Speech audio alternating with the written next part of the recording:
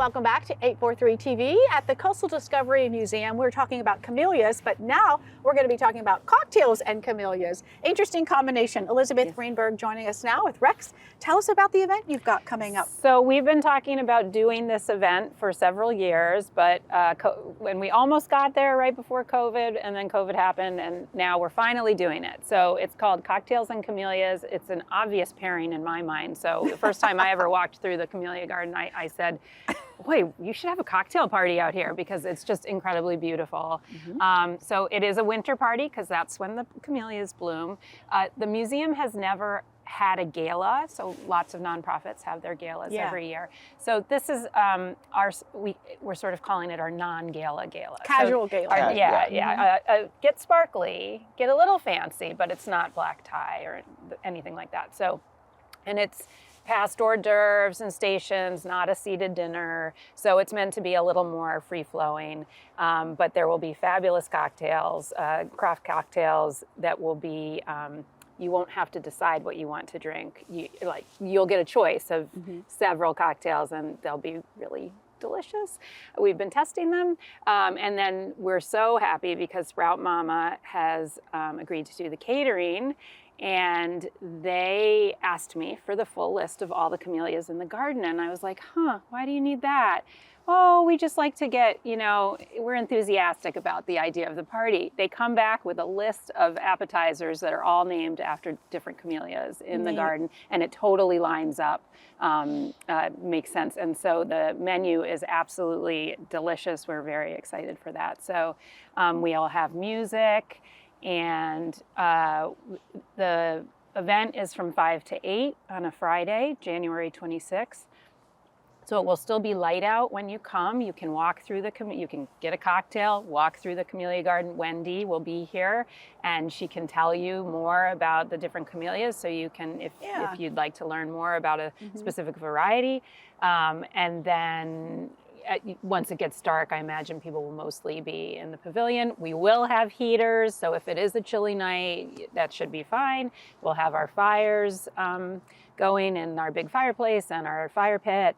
And if it's chilly, wear your cashmere.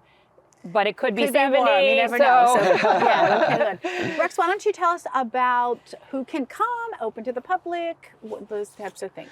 Yeah, it's open to the public and it supports the museum. And so as I said earlier, the museum's open to the public for free, but we do fundraising. Sure. And so this is a great way to invite some of your friends to this beautiful garden, have cocktails and conversations with people that really care about the Lowcountry. And so we want people that really love this place, but also love to have fun.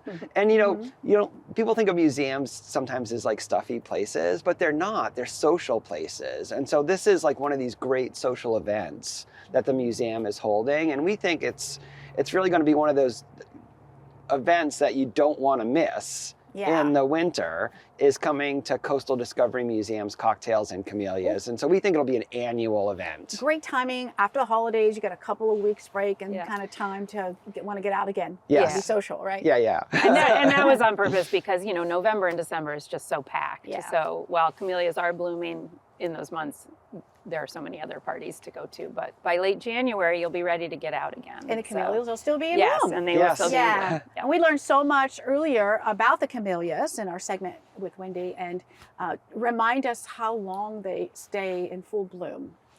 They'll start as early as September, end of September, beginning of October, and be through the end of March, beginning of April. We'll still have camellias here. And so camellias are all related to the tea plant. And the tea plant is actually one of the first blooming camellias. And so that'll bloom in September, October.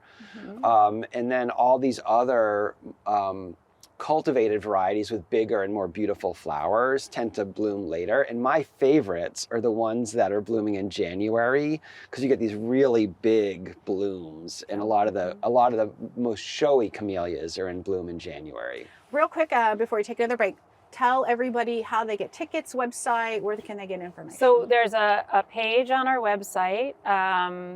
if you go in our drop downs, it's under the events Okay. section on a drop down, and it'll say cocktails and camellias. So you can click there and it'll take you to buy a ticket. It's RSVP at coastaldiscovery.org. Yes. That was the RSVP That's email. great. Well, it So- sounds great. I'm sure that you'll have a great response, and we'll look forward to hearing about it next time we come back. So stay right Thank here. you. We'll be back with more 843 TV.